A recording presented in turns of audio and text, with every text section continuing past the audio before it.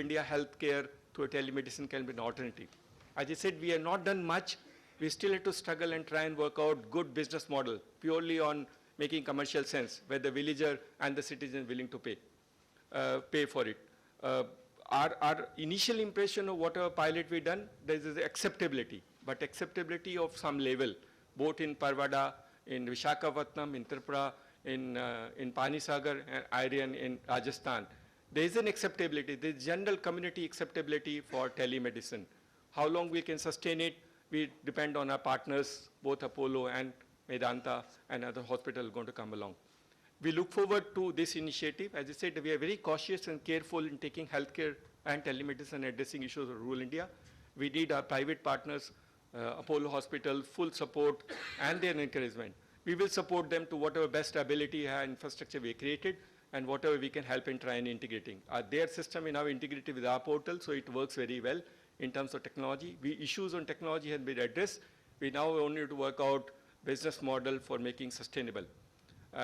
After the end of the workshop, we will learn some of the part of what is possible in rural India in healthcare, and we will then incorporate into our strategies and our challenges to address the issues in rural India. Thank you very much for coming, and thank you all the.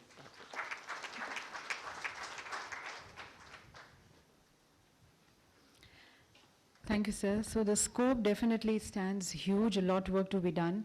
And where ICT, we are taking it as an enabler, there are a lot of attitudinal change, and the acceptance to these services through ICT also has to be done. As per the schedule, ladies and gentlemen, we were supposed to have this live session of CSC, but as Dr. Ajay Kumar has to leave for a very pressing engagement, so we are first going to be requesting him to say a few words on this occasion. Inviting Dr. Ajay Kumar, Joint Secretary, DATI.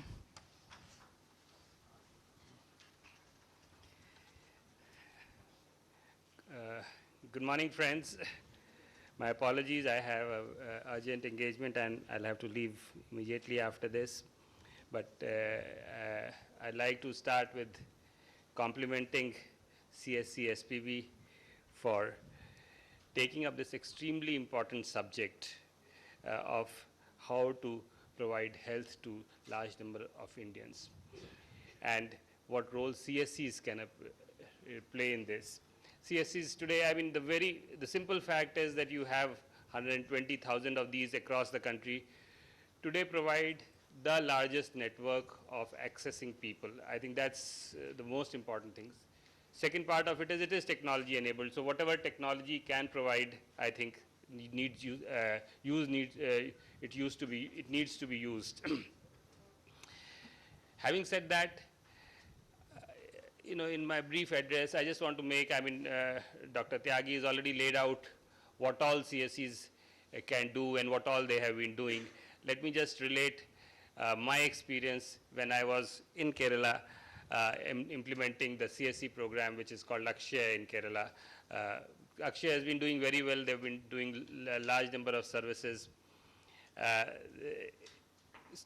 across the board. So one of the things which CSCs do provide is it's a one-stop window for large number of services, and people start relating to them. And to a certain degree, starting from literacy to various financial services, various payment of utility bills, government certificates, and health services, BY services, UID services. So across the board, various services were provided in these kiosks, and people started going there.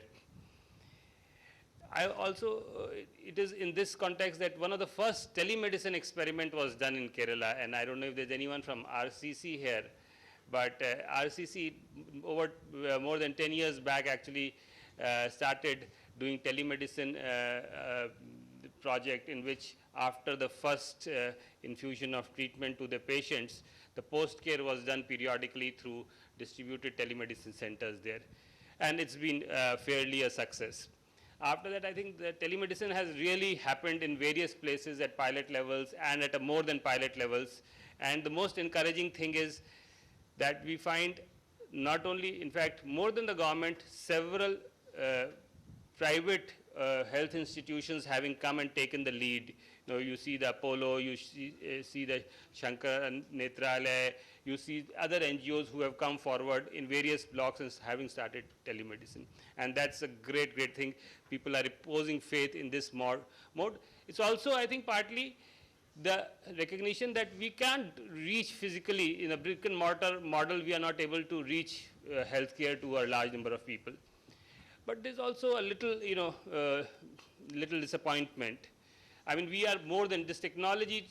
It's been more than 10 years. It's been continuously evolving. And as Dr. Tyagi said, I think we are by and large comfortable with respect to technology today. Yet I don't think we have a model which is tested and tried and accepted widely or how to reach telemedicine to people. And that is where the challenge is.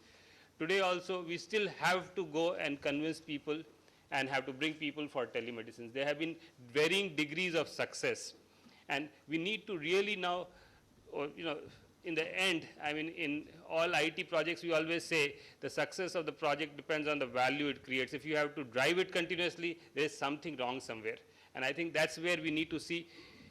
After all, it is a cost-effective way, and it is, one way of reaching healthcare to people. What is the right model we really need to understand, and we really need to then standardize it and scale it up and roll it out at a larger scale at a national level. And I think CSC SPV is ideally placed as the organization which is leading the CSC effort across the country to do that work. I think, and this workshop would be, a very good forum of trying and standardize this.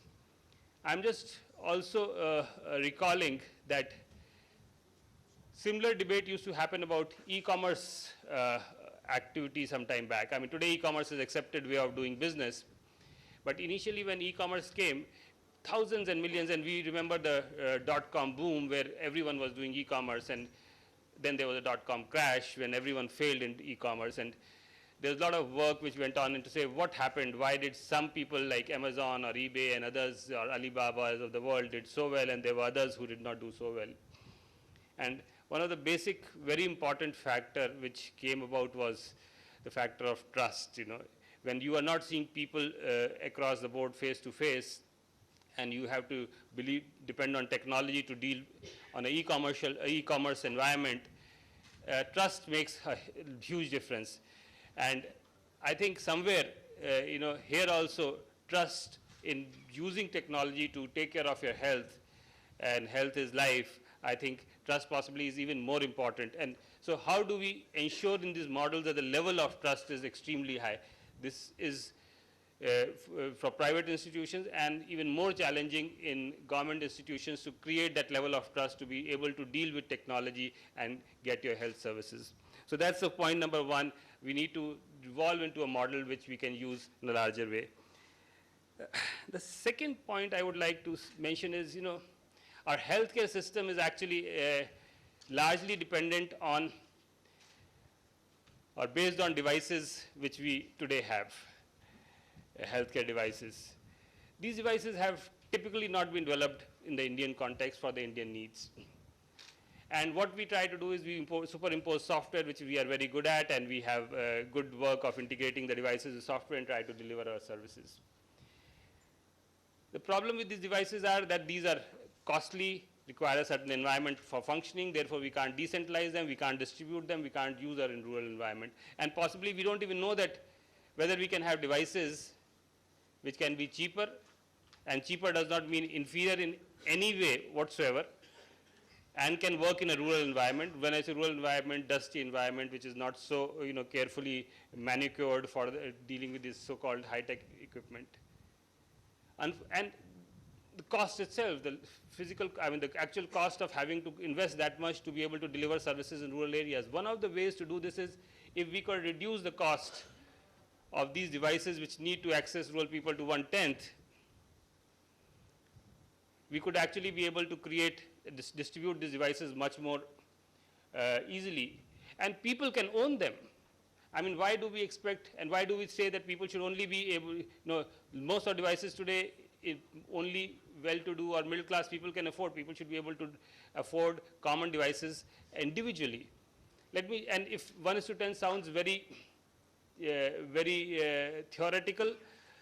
Let me give you a concrete example. I mean, in the DIT, we have developed a digital hearing aid, a programmable digital hearing aid, and all of you who are, who are from the health sector would know a typical digital hearing aid, programmable digital hearing aid costs something to the tune of about $1,000 to $1,500 in the market. A device with absolutely similar functional and technical specifications developed costs $100 to $150. All of us are going to face some hearing loss at some point of time in our lives. And $1,000 or $1,500 is not affordable for a large segment of our population, but $100 more people can access. This is possible. This has been done. And this can be done. Linear accelerator, which has been developed domestically, brings down the price of treating cancer patients to 1/3. I mean, the cost of the device. Large number of hospitals, we cannot afford the latest equipment world over, can actually use this, and we can distribute at district and sub-district level where cancer patients can be treated, and so on and so forth. The challenge here is, so the technology today is available and can be developed. Well, it's not available. It needs to be developed. In some cases, it has been developed. But one challenge is that there is no provision in the country that we can actually recognize, certify, and approve such devices. So how are the devices which are sold in the country? Because these are developed by big companies who have been approved globally, whose devices have been approved globally, so they come here and we recognize them and we use them. But if a device is produced today in India, which is doing exactly the same function, cannot be recognized today, and that is a big fallacy in our system. I'm happy to say that the Health Ministry is now moving a bill. It's been last session of Parliament. A bill has been moved to recognize medical devices in India, and that would make a huge difference. But I think that is a game changer, real game changer to make rural health accessible to a large number of people. We must do it at the earliest, and all the people who are here who wish well for rural health in India, I think this is one thing which needs to do. The second and the last point which I want to make is that we, under the new policy, the government of India provides huge incentives for design, development of new medical devices. All of you are health service providers. You must also try to see if you could also associate, because with your expertise and vision, you will be able to impart the direction which it needs. We are encouraging research institutions, hospitals to take up such development. And we are funding, in fact, Dr. Ramaraju, I'm sure he's going to talk about some of the work Media Lab Asia is doing. We have created a new organization which focuses on research in various areas, and health is one of the important areas under the IT Research Academy, where a network of institutions are actually working on various themes so that we create a collective mass of work that can be used to develop these devices. And I would encourage several of you, the hospitals and other people who have research capabilities, to take up the design and development of these devices in various domains so that we can actually reach a larger number of people. So friends, I think this is one of the most important things which we can embark upon collectively on this. And we look forward to your idea, suggestion, and we'd be very happy to work with you in this direction. Thank you once again, and once again my apologies for having to leave early. Thank you, all the best.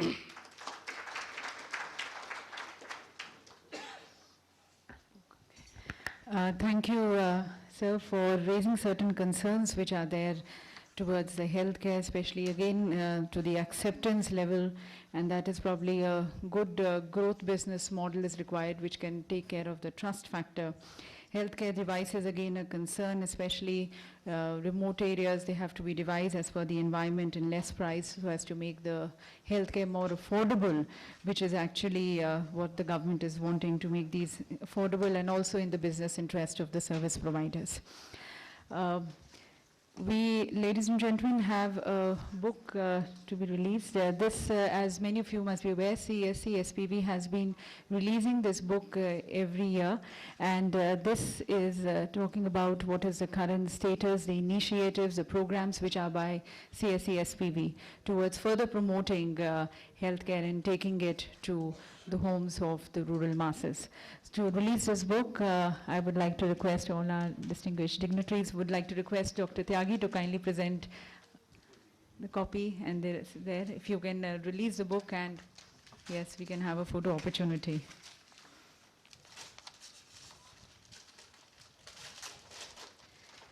This is entitled Healthcare to Rural India, the Role of CSCs.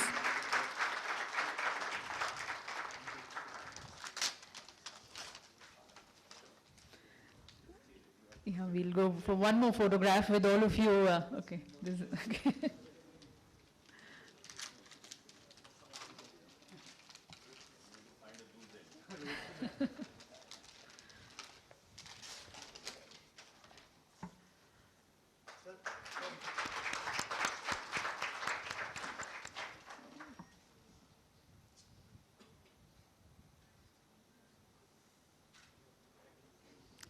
Thank you, and as Dr. Ajay Kumar has to leave, but we express our thanks and gratitude to him. I would like to request Mr. Vaibhav Deshpande, the Principal Consultant to CSC SPV, to kindly present this small token of thanks and regards.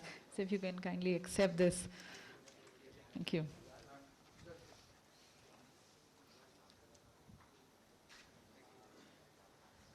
Thank you, sir. Now, ladies and gentlemen, the Government of India has embarked upon the pilot project in 3 blocks, which covers 58 gram panchayats. And these 3 blocks are Aryan in Ajmer district, that's Rajasthan, Parwada in Vishakhapatnam, Andhra Pradesh, and Pani Sagar in North Tripura district, again Tripura. Currently, there are 46 gram panchayats which have been covered here. In Parwada block itself, there are 15 gram panchayats that have CSCs. We are now going to be connecting directly. There's going to be the live session we have now. This demonstrates the Apollo telemedicine service where 3 sites are connected online. The remote site in Parwada will create a case sheet, that is EMR, and it will send it to MRC, the Medical Response Center situated in Apollo, Hyderabad. The doctor at Telemedicine Specialty Center, TSC Hyderabad, will log in to the Medi Integra platform and review the case sheet and then start the video conferencing with remote site. The MRC is going to be forwarding the case sheet to us so that we can log in and see the session. So this is how this live session is going to be now. Arnikam DKC and Apollo Hyderabad, and I'll be connecting from here. So the doctor and the Arnikam DKC are already connected.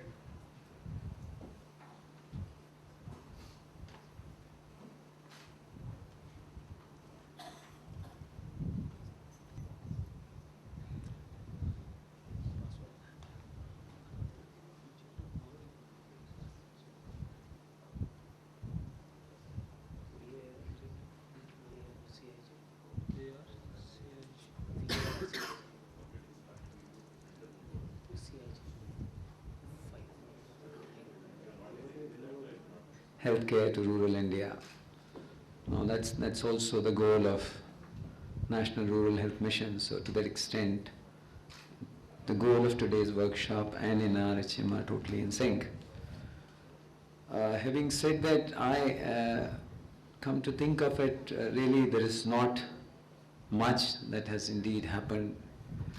I personally feel that telemedicine seems to have promised a lot, but delivered rather little.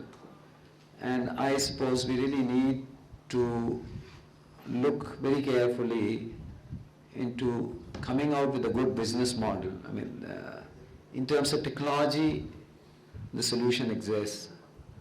And on paper, one doesn't see many reasons as to why it should not take off. I mean, there are issues of trust, there are issues of some technologies, etc. But I suppose if we can come out with good business models, it should be possible to really take up telemedicine to scale. It's been there for last 8-10 years, but the pace at which it has grown is certainly not quite satisfactory.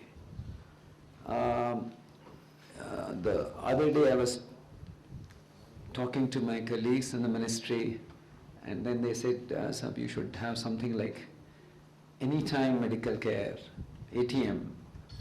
And so all your CSCs or all your sub-health centers, we have about 1.5 lakh sub-health centers. I mean,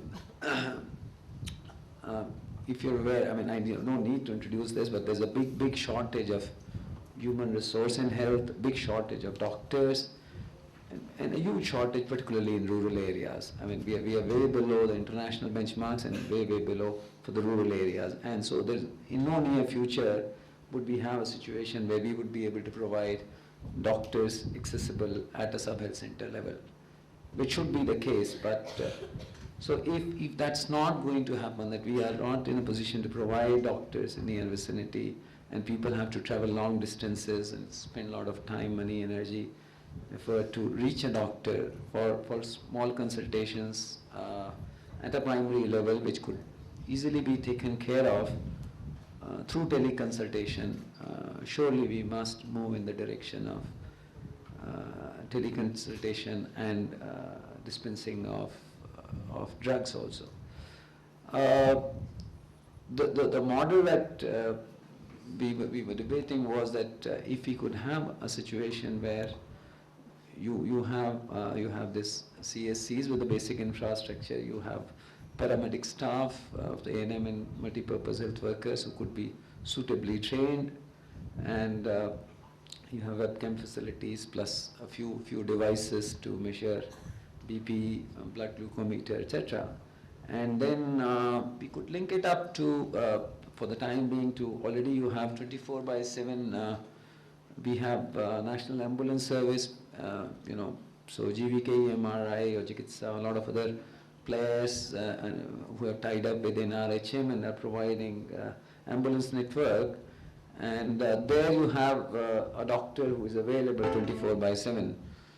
So you could have teleconsultation with a doctor.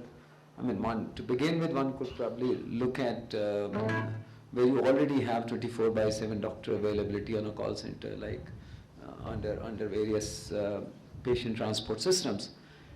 And also one could then, another area of concern, I said was paucity of doctors in rural area. Another area of concern is huge out-of-pocket expenditure. And when you look at the reasons for huge out-of-pocket expenditure, a large part of it is on the OPD part. I mean, you have 80% of expenditure taking place by people at the point of care, and people are paying out of their pockets. And out of that 80%, you find a large chunk, nearly 3/4 of it, comes from OPD. And within that, if you look at it, nearly 70% of all out-of-pocket expenditure is on drugs. And that is because one of the reasons why people have to spend large sums of money on drugs is that people buy branded drugs.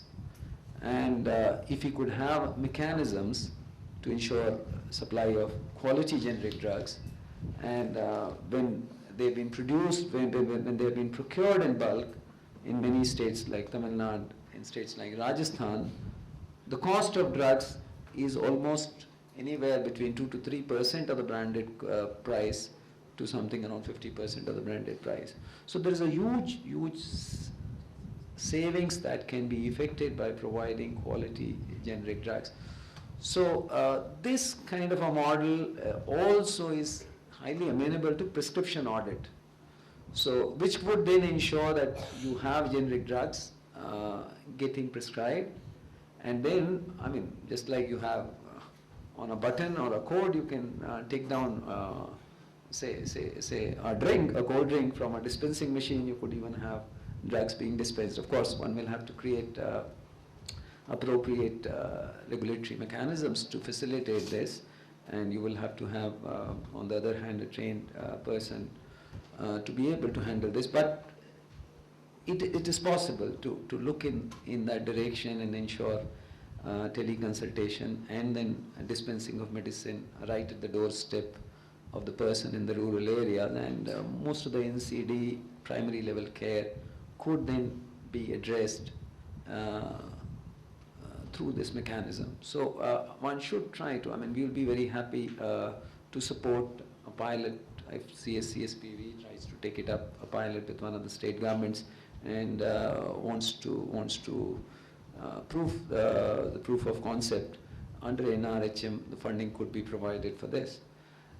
There are some other areas also in terms of like whether these are generic things, I mean whether scheduling of appointments or getting birth and death certificates or getting the investigation